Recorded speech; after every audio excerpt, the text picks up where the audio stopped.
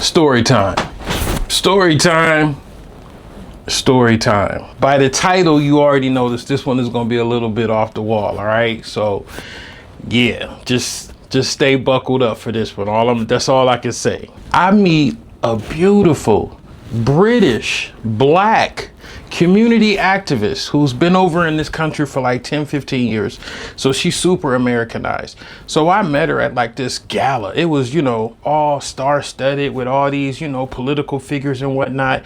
I mean, she controlled the whole room. Like just style, charisma, flavor, that British accent. Oh, cup of tea. You know what I'm saying? She had all that going for it, right? I thought she was beautiful just the way she is.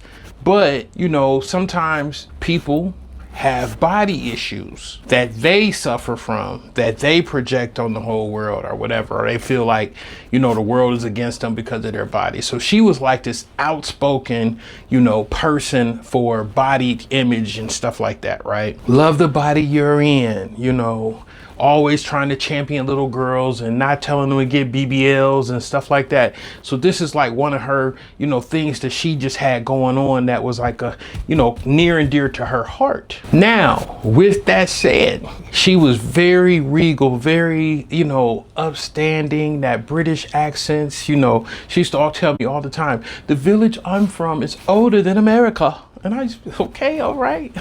Bonus point. You know what I'm saying? Like, don't matter. You know what I'm saying? But, that's one of the things she, very prestigious. But at the same time, fam, she was mad niggerish. Like mad niggerish. Like one time, like literally, she had wrote a speech and introduced Hillary Clinton at this benefit, right? Later on that night, we in the bed, she telling me how to break down a quarter key. I'm like, who the fuck are you? Like, you know what I'm saying? Like one minute she, presidential, the next minute, and she was obsessed. I mean, obsessed with the Bad Girls Club, like obsessed with it, like watching every episode multiple times, taking notes, like thinking she thought this was the best cinema America had to offer. She was literally like a stalker for Natalie Nunn. Yes, Natalie Nunn. She's from Cincinnati, for real. Like, but she loved Natalie Nunn, like loved her, right? I liked her. You know what I'm saying? On a personal level, I just liked her. I liked the way she moved. I even liked the fact that she was mad niggerish and she could flip it. So I like both parts of it, right? No, you know what I'm saying? That's just, what I thought. Y'all probably see me right now. You're like, why Tom got pajamas on with his chest out? Now, because I'm about to start filming Storytime After Dark. And so I figured I'd put a little ensemble on. You know what I'm saying? Get my little story time after dark with the lighting and everything. So start watching that on the channel. I'm about to start putting clips out from story time after dark. Now what that is you get the opportunity to send in your stories. All right. You record them on a voice memo or you just type them out and I have like some AI thing, just read it on the air. So you send me your stories and I play your stories on the show. And I give my commentary, which will be very funny. So stay tuned for that. Once again, Storytime After Dark coming soon. Back to the story. So we kicking it. This is probably we probably kicking it for about 3 months. You know what I'm saying? I like her. She's smooth, right? I like her, but she didn't have like much body, if that makes any sense. Like she was very thin, very up and down, very narrow, you know what I'm saying? But I liked her, but I can always tell it bothered her, you know what I'm saying? Like when I would be doing something or going to a show or something like that and she'd see all these big, cute, fluffy, beautiful black women, all, she had problems with it, right? I could tell. She'd always be like, you like that, don't you? I'd be like, absolutely. Absolutely, I ain't gonna lie. Absolutely. So it became problematic, put it that way. We kicking it for about 3 months. I don't go over her house. She only comes to my house or we go out in public. And she used to always have a problem with that. And I had good reason, right? I'm not a dog person, America. I understand some of y'all got dogs. Some of y'all got 2-3 dogs. Some of y'all got kennels at y'all's house. This particular young lady had 4 very big dogs. She had a Saint Bernard. She had a Great Dane, she had a German Shepherd, and a Doberman. Why? Why did she have those dogs? I have no idea. Maybe they're not allowed to have dogs in England, but she got them here. And literally she was one of them dog people, like, my dog's this, my baby's this, my baby's that. I've got to go home. My baby's this, and I'm like, girl, listen, I get it. Y'all love dogs. It just ain't for me. That's all I'm gonna say. It just ain't for me. Never been for me. Nope. So on one of these particular days, right, she begged me, Tom, you gotta come over. Tom, you gotta come over. I just wanna, I want you to meet my kids. And I'm like, girl, I'm not even about to play this game. But one, if I get over there and them dogs got clothes on, I'm leaving. For real, I'm leaving. If I see a dog with a turtleneck on, I'm out. I'm not doing that. I'm not doing none of that, fam. Like, I'm not doing the fakeness. So she laughing. She like, oh no, my dogs don't wear clothes. Oh my gosh. Where would I even get clothes that big? That scared me. That right there, that statement right there scared me. I'm like, okay, I'm about to pick her up. We about to go to the movie. I figure, okay, I can stop in, blah, blah, blah, see the dogs or whatever, you know what I'm saying? Then I can leave. I walk up to the house. Soon as I'm walking up to the house, I hear like barking.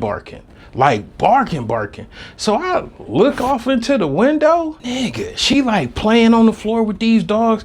These fucking dogs are huge.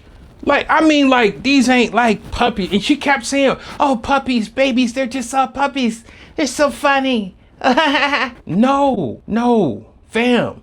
These, you know how big a Great Dane is? A Shaquille O'Neal dog, like, for real. So I'm looking in there, she like playing with the dogs and stuff like that, and they all on the floor wrestling and stuff like that. She kissing them in the mouth. I'm like, oh my gosh, and I've been kissing this hoe good. Y'all dog people be extra though, extra.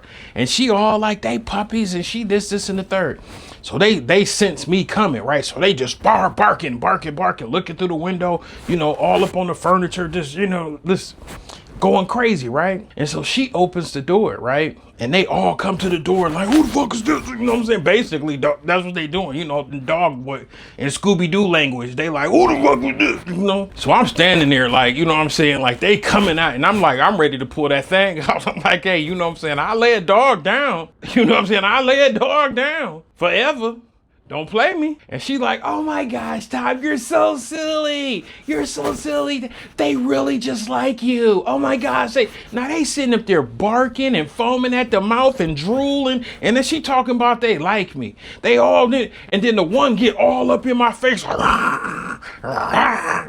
Just all up in my face. And I'm like, if you don't get your dog, fam, you're not going to have no dog no more. For real, the dog not going to make it. I kick a dog. It'll be 4th and 1. Let's punt. I'll punt that motherfucker. You better get your dog. He gonna see this Timberland. For real. So she, puts the dogs away. We get in the car. We go. So we on our way to go get some food, go see a movie or whatnot. And I tell her like, hey, remember next week, I'm gonna be in New Orleans. Me and Tosh Beats going down there for Essence Fest, right? Now, Tosh Beats had a condo down there, and she got it every week for Essence Fest, and that's just like one of the things we did, right? We go down there, kick it for Essence or whatever, and hang out. We never even bought tickets for Essence. All the other stuff just be going on. We just go to that. Like, after you done went to Essence once or twice, you done been, all right? And then all the good stuff happened away from the festival anyway. So if you know, right? So she's like, oh man, I really want to go to Essence Festival. I've never been, and I hear it's like the biggest black event in your country. And she's begging to go, right? So I'm like, I mean, I guess you can come, you know what I'm saying? It's not a big deal, you know what I'm saying? And so she's like, oh my gosh, I can come. So I'm like, well, we gonna be down there the whole week. I don't know how long you can come or you can stay. And she's like, well, I'm only gonna be able to stay for like a few days, right? And so we were already gonna be there the whole time. We was gonna be there for like 7 or 8 days. So she was like, I'm just gonna pop in and pop out, and maybe we can all leave together. And I was like, cool, no problem, we can do that. Now, before we continue, I gotta give a shout out to the sponsor of this video today. Fellas, ladies, do not play. Get you some of this right here. No Hair Crew. Now y'all like, what is no hair crew? Listen, fam, everybody know your area down low in your nether region be kind of hairy and musty and all that kind of stuff. You get you some of this, fam. You get you some of this. You put it on, you rub it on, and you wipe it off. Literally, 5 minutes later, it gets rid of all of the hair. There's no sting, no sizzle, no burn, nothing. This stuff is life-changing. I done bought all those clippers. I done bought the little ones. I done bought the ones with the white guard on them, the nick protectors, and all that kind of stuff. When I tell you this right here is the best thing I've had to keep my shaft and balls silky. Listen. Listen. That is silky baldness. Listen, you too can have silky balls. And listen, that girl don't want to be down there beatboxing pubic hairs out of her mouth. Look, make it clean and silky, and you'll probably get more action down there, fam. I'm trying to help you. Ladies, if you tired of spitting out your man's pubes, get him some of this. Click the link in the description, go to their website. It's super cheap. Get you some. It'll be at your house in 2 days. You rub it on your balls, you rub it on your shaft. 5 minutes later, clean, porno clean. Yeah, back to the story. We down in New Orleans. Me and Tosh Beast done been there for a couple days. We done went to all these restaurants. We eating or whatever. So here come old girl. Old girl gets there. She gets to town. And we about to go out and go bar hopping, right? Now, this is her first time in New Orleans. She ain't never experienced this part of the country yet. So she's super excited, right? Now, me and Tosh Beats downstairs, and we chilling, waiting for her to come down. She done went upstairs like, I'm about to go get dressed. I'm gonna go put my outfit on, and then we're all gonna go out and have a great time. Terrible, I have a terrible British accent, but yeah, she had a British accent, right? So we downstairs waiting, it's taking a few minutes, and I'm like, hey, you coming? What's going on? Fam. She comes down these steps. Fam. Listen. If I can tell y'all how my heart dropped when she came down these steps, me and Tosh Beats just looked at each other like, what? Huh? What? This girl had put on some kind of contraption, like a harness with padding up under it. Now, she was probably 5'5". You know what I'm saying? She's probably like 5'5", maybe 120, 25 pounds. Straight up and down. Not a lot of breasts, not a lot of butt. You know what I'm saying? Just straight up and down. But I liked her how she was, right? Cool person. But when she came down these steps, nigga, she had a full mommy makeover. This harness gave her boobs, and they all pushed up and boom. And then she had on this thing that gave her hips and butt. You know what I'm saying? Like, and then she had like a dress on, this royal blue dress, right? I never forget it. And she like got body. But I'm like, it's padding. It's the stuff they use in NASA. Like it was padding. You know what I'm saying? And she come downstairs and she's strutting and she like, what do you think? Oh my gosh, what do you think? Am I killing it? Right? Am I killing it? Oh my gosh. Me and Tosh Beast just looking at each other like, huh? What you killing? What are you killing again? Now, my first thing is like, you are a champion for not getting BBLs and this and the third and loving your body how it is. Da. You know what I'm saying? Like now you perpetrating a fraud. You know what I'm saying? And she's like, well, listen. I've thought about this a long time. I'm actually not doing what you're saying I'm doing. What I'm doing is just having a little fun on vacation. I'm like, girl. And she like, listen, this is just a little thing I'm gonna put on and I'm just gonna wear it this one time and, just feel good about, looking like the girls that you like. And I'm like, I like you how you are. You don't have to do this. We about to go outside in public. You have on an astronaut suit under your dress. She's like, I look good. I feel good. I feel amazing. I feel liberated. I'm like, girl, this is everything you said you was never gonna do. Whatever. So we leave, you know what I'm saying? We hit Bourbon Street. We walking up and down Bourbon Street. Man, she in front of me in Tosh Beach. She just walking, just strutting. You know what I'm saying? Just strutting. Like she the center of attention. She walking like, you know, she got a big girl walk and everything. You know how big girls walking? She just like, now she walking like this. And I'm like, yo, skinny ass do not even walk like that. But here she goes. She swinging booty and ass. It ain't booty and ass. It's pad and pad. She just slanging pad and pad from side to side and all this stuff. And I'm just like, man, this is a turn off. You know what I'm saying? But you know what I'm saying? She in there. So we pop in one bar. You know what I'm saying? They kicking it. You know what I'm saying? It's going in there. So we sit down. We start getting a couple shots or whatever. And we sitting there, right? So me and Tosh be sitting there. She on the dance floor. She come back and she just like, oh my gosh, you don't understand. This is like the best night of my life. This is the best night of my life. I feel amazing. And we just looking at each other and we just like, okay, yeah, all right. Then all of a sudden, the DJ started playing it. Soon as he started playing it, I knew it was gonna be a problem. Doom, doom, doom, doom. Doom, doom. Back that ass up came on. So she like put her drink down and she's like, this is my moment. This is my moment. And she goes out on the dance floor and she just shaking that pad and she's shaking that pad and she's shaking that pad and she going off, and then all the other little girls and people around her, they clear a space and she on the dance floor and she's shaking that pad and everybody like looking at her and stuff like that, and they dance. You know how girls be all like, go girl, you know, so they all around her, surrounding her, and she's shaking that pad and she's shaking that pad. Yeah. And one of them fell out. Yeah. Me and Tosh Beach just looked at each other and we was like, oh shit.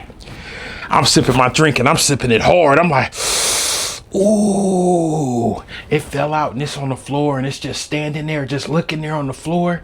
And then, you know, she's still dancing, like, and one girl just starts smacking her pad, just starts smacking it. And, you know, she just dancing. She don't even care. Like, this her moment in the sun. You know what I'm saying? She's shaking that pad.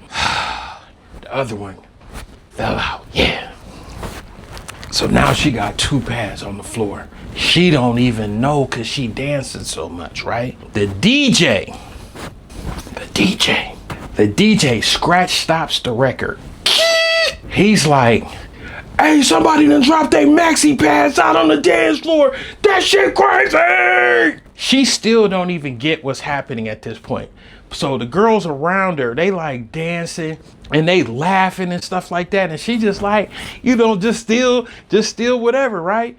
And so she started walking towards me and she started to notice the pads then fell out. She comes over to me and she's like, oh my gosh. And she turns around and she see the pads on the floor and everybody like looking at the pads and they laughing and this and the third.